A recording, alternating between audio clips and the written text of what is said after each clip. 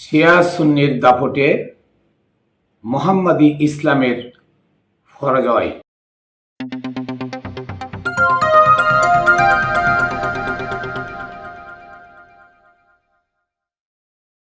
বিসমিল্লাহির রহমানির রহিম।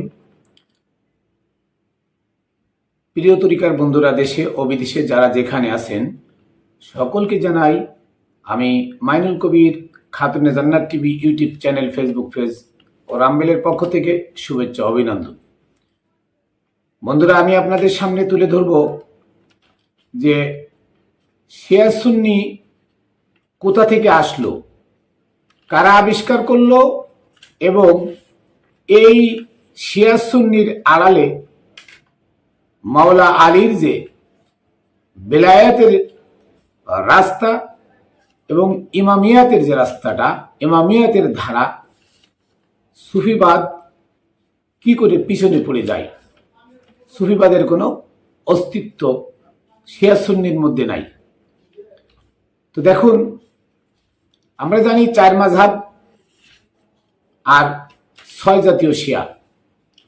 শিয়া আর 4 মাযহাব হলো সুন্নি, 6 জাতীয় শিয়া। এই শিয়া সুন্নি আজীবন দ্বন্দ্ব, এটা আমরা ভালো করে জানি। আর 4 ইমাম অনেকের জানা নাই, 4 ইমামের জন্ম মৃত্যু অনেকে জানেন না, অনেকে এটা নিয়ে তর্ক করেন। কেউ বলেন যে আবু হানিফা ইমাম শাফির ছাত্র, আবার কেউ বলেন শাফি আবু হানিফার ছাত্র। এগুলো সম্পূর্ণ ডাহা মিথ্যে কথা। শাফির সাথে এবং আহমদ ইবনে হাম্বলের সাথে ইমাম আবু হানিফা মালিকের কোনো সম্পর্ক নাই। কেন নাই? ইমাম আবু হানিফা 80 হিজরিতে জন্মগ্রহণ করেছেন, 150 হিজরিতে ওফাত বরণ করলেন। তাহলে ইমাম শাফি 150 হিজরিতে জন্মগ্রহণ করেছেন আর 204 হিজরিতে ওফাত নিলেন। তাহলে আবু হানিফার জন্ম 150 হিজরি আর ইমাম শাফির জন্ম 150 হিজরি। আবু হানিফার মৃত্যু 150 হিজরি আর ইমাম শাফির জন্ম 150 হিজরি। তাহলে ইমাম শাফি আবু হানিফার উস্তাদ হয় কি রে, বা কেউ কেউ বলে ছাত্র বা হয় কি করে? জন্ম নিয়ে কি সে ছাত্র হয়ে গেল? তার মানে এটা ভুয়া মিথ্যা কথা। ইমামিয়াতের দুইটা ধারা, মানে ইমাম শাফি ইমাম ছিল, মালিক ইমাম ছিল, আহমদ ইবনে হাম্বল ইমাম ছিল এবং আবু হানিফা ইমাম ছিল। এই ইমামের দুইটা পর্যায়। প্রথমের দুইজন ইমাম আব্দুল মালিক ও ইমাম আবু হানিফা, দুজন ইমাম আব্দুল মালিক ও ইমাম আবু হানিফা কি করে ইমাম হলো আমি সংক্ষিপ্তভাবে আপনাদের সামনে তুলে ধরি। ইমাম আবু হানিফার জন্ম কুফায়। তিনি 80 হিজরিতে জন্মগ্রহণ করে বড় হলে তো অন্তত 18-20 বছর, না হলে তো লেখাপড়ার সময় করতো না। 10-12 বছর পরে তো লেখাপড়া করতো। তো ওনার 10-12 বছর বয়স হওয়ার পরে উনি আজকে মদিনা ইউনিভার্সিটি, যেটা হেজাজ নাম ছিল হেজাজ, এই হেজাজে আব্দুল মালিকের তৈরিকৃত খারিজি মারসাই উনি লেখাপড়া শেষ করে ওনার ভিতরে খুব মানে কিতাবি জ্ঞান ছিল এবং উনি ফিকহ শাস্ত্রের ভালো কিছু জানতেন। তো ওনার জন্ম 80 হিজরিতে, ইমাম মালিকের জন্ম 93 হিজরিতে। ইমাম মালিক ওনার 13 বছরের ছোট। ইমাম মালিকও কি করলো? ইমাম মালিকও যে আপনার ওই খারিজি মারসা ভর্তি হইল। কোন খারিজি? ইসলাম ধ্বংস করার জন্য আব্দুল মালিক যে তৈরি করেছিল, হাজ্জাজ বিন ইউসুফ এবং আব্দুল মালিক যে খারিজি মারসা তৈরি করেছিল মোহাম্মদ ইসলামকে ধ্বংস করার জন্য, সুফিজমকে ধ্বংস করার জন্য। প্রায় 1 লক্ষ সুফি হত্যা করেছে হাজ্জাজ বিন ইউসুফ এবং আব্দুল মালিক, মানে যারা নবীর প্রেমিক ছিল তাদেরকে। এই মাদ্রাসায় এই একই সমসাময়িক সময় 13 বছর ডিফারেন্স আর কি, এই দুইজন লোক বড় আলেম হয়। ওই মদিনা ইউনিভার্সিটি, যেটা এই তখন ছিল মানে হেজাজের মাদ্রাসা, খারিজি মাদ্রাসা হেজাজ, এই মাদ্রাসায় লেখাপড়া করে ইমাম আবু হানিফা এবং ইমাম আব্দুল মালিক ওখান থেকে টাইটেল পাস করার পরে এদের ভিতরে ফিকহ শাস্ত্র এবং খারিজি কুমন্ত্রণা যা ছিল এগুলো তাদের ভিতরে ভালো দেখে তখন তাদেরকে কি করে, আব্বাসীয়রা, তখন উমাইয়ারা ছিল না, আব্বাসীয়রা তাদেরকে আবু হানিফাকে এবং আব্দুল মালিককে ইমাম নিয়োগ দেয়। এই ইমাম নিয়োগ মালিক ছিল একদিকে, আর আবু হানিফা ছিল আর একদিকে। দুই দিক ভাগ করে দুই দিকে আব্বাসীয়রা এদেরকে ইমাম বানায় ছেড়ে দিল যে তোমাদের নেতৃত্বে চলবে, তোমরা যে ফতোয়া দিবে, যা কিছু করবে এই অনুপাতে করবে। মোহাম্মদ ইসলাম যেন এর ভিতরে না থাকে, মোহাম্মদ ইসলাম না থাকে। ওমরের খিলাফত, মুয়াবিয়ার খিলাফত, আবু বকরের খিলাফত, ইয়াজিদের খিলাফত যেভাবে চালু, এভাবে তারা মানুষের মধ্যে ইসলাম প্রচার করে যাচ্ছিলেন। ওমরীয় ইসলাম, খিলাফতের ইসলাম, ইয়াজিদ ইসলাম। আর ওদিকে কারবালার পরে ইয়াজিদের গ্রুপ, যারা ইয়াজিদের সাথে ছিল, ইয়াজিদ মরে যাওয়ার পরে ইয়াজিদের ছেলে মারওয়ানের সাথে ছিল, মারওয়ানের পরে আব্দুল মালিকের সাথে ছিল, আব্দুল মালিকের পরে যারা আব্দুল মালিকের ছেলেরা আসে, সেখান থেকে শিয়ারা 6 ভাগে বিভক্ত হয়ে যায়। কয় ভাগে? 6 ভাগে বিভক্ত হয়ে যায়। শিয়ারা বিভক্ত হয়ে তারা কি করে? তারা কিন্তু আবু বকর, ওমর, ওসমান, মুয়াবিয়া, ইয়াজিদকে অস্বীকার করে তারা আলাদা ছিল। আব্বাসীয়রা ক্ষমতায় এসে এই 6 প্রকার শিয়াদেরকে ডেকে তাদের বৈধ সার্টিফিকেট আব্বাসীয়রা ধরায় দেয়। একদিকে তাদেরকে শিয়া, তোমরা যা করছো এটা ঠিক আছে, তোমরা চালিয়ে যাও। কারণ আব্বাসীয়রা দেখেছিল যে যদিও তারা হাসান হুসাইন, মাওলা আলী নবীর কথা বলে, কিন্তু তারা আধ্যাত্মবাদ মানে না, মূলে ঠিক আছে। মানে আধ্যাত্মবাদ না মানে আধ্যাত্মবাদের ভিতরেই ছিল মোহাম্মদ ইসলাম, আর কোথাও মোহাম্মদ ইসলাম ছিল না। মোহাম্মদ ইসলাম মরে গেছিল, ওমর হত্যা করেছিল, আবু বকর, ওমর, উসমান, মুয়াবিয়া, ইয়াজিদ মোহাম্মদ ইসলামকে হত্যা করেছিল। মোহাম্মদ ইসলাম ছিল না। মোহাম্মদ ইসলাম ছিল মাওলায়াতের ধারা অব্যাহত যাদের মধ্যে ছিল, সেই ধারায় যারা সুফি ছিল, সে সুফিজমের মধ্যে ছিল মোহাম্মদ ইসলাম। তো শিয়ারা সুফিবাদ বিশ্বাস করে না, আধ্যাত্মবাদ বিশ্বাস করে না। ওরাও ওমরের খিলাফতের নামাজ পড়ে, ওরা 3 ওয়াক্ত পড়ে, আর হানাফিরা, মালিকিরা 5 ওয়াক্ত পড়ে। পার্থক্য এখানে, কিন্তু মূলে তো নামাজ পড়ে। তার মানে ওমরের খিলাফত তো মানে, ওমরকে মানে না, আবু বকর, উসমানকে মানে না, ইয়াজিদকে মানে না, মুয়াবিয়াকে মানে না, কিন্তু ওমরের খিলাফত মানে। তাহলে ওরা দেখলো, আব্বাসীয়রা দেখলো যে এদেরকে ফুয়েল দিয়ে চালায় রাখতে পারলে তাহলে আর ওই সুফিবাদ মাথা ঝাড়া দিয়ে উঠতে পারবে না, তাহলে মোহাম্মদ ইসলাম খাড়াতে পারবে না। আর এই টার্গেটে শিয়াদেরকে ইন্ধন দিয়ে, তাদের টাকা পয়সা দিয়ে, তাদেরকেও একদিকে যেমন আব্বাসীয়রা ছেড়ে দিল, অন্যদিকে সুন্নি নামে আবু হানিফার মালিককে ছেড়ে দিল। সুন্নিয়ত প্রচার, সুন্নিয়ত তো মুয়াবিয়ার বানানো। এরাও ওমরের খিলাফত চালু করে, মোহাম্মদ ইসলামকে পদদলিত করে, সুফিজমকে ঘৃণা করে, কোরআনকে ঘৃণা করে তারা মন গড়া তফসির তৈরি করলো, তারা মন গড়া ফেকা শাস্ত্র তৈরি করলো। এইগুলো মানুষকে বুঝায় কি করে? সুন্নি নামে সুন্নি ইসলাম, আর ওইখানে আর একদিকে গেল শিয়া ইসলাম। ওইখান থেকে শিয়া সুন্নিতে দ্বন্দ্ব। শিয়াদেরকেও টাকা দেয় মারামারি করার জন্য, আর সুন্নিদেরকেও টাকা দেয় আব্বাসীরা মারামারি করার জন্য। দুই দল মারামারি করে, তারা মীমাংসা করে দেয়। কিন্তু শিয়া সুন্নির বিভেদ ওখান থেকে শুরু হয়। এই দুটাই আব্বাসীয়দের হাতের মোয়া, আব্বাসীয়দের বানানো। এভাবে আব্বাসীয়দের দালাল হয়ে আবু হানিফা, মালিক এভাবে চলতে থাকে।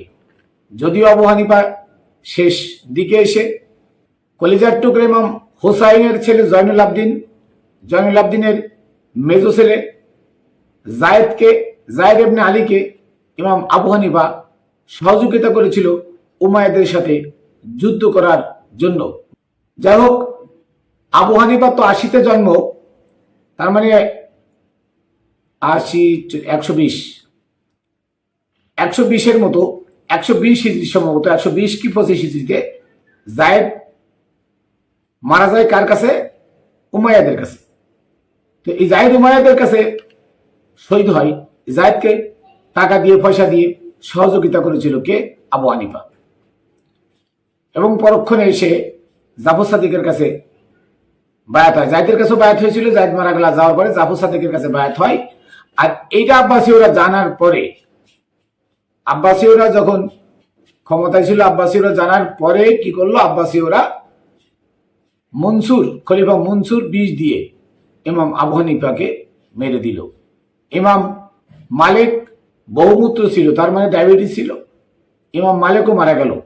এই দুইজনের অবসান ঘটানোর পরে, দুই ইমাম সুন্নিয়াতের দুই ইমাম অবসান ঘটানোর পরে, তাদের মৃত্যুর পরে শাফি আর আহমদ বিন হাম্বল, এই দুইজন ওই হেরাজের সেই মদিনা ইউনিভার্সিটি যেটা, এই মাদ্রাসা থেকে তারাও খারিজি মাসায় লেখাপড়া করে টাইটেল পাস করে তারা কি করে, তারাও আবার উমাইয়া আব্বাসীয়দের ইমাম হয়ে গেল।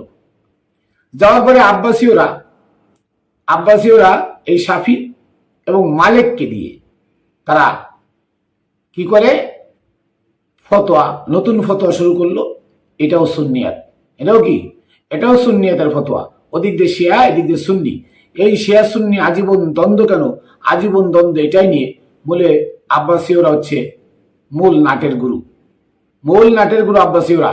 আজকে দেখেন একই ইসলাম, চার প্রকার, চার মাযহাবের চার প্রকার ফতোয়া।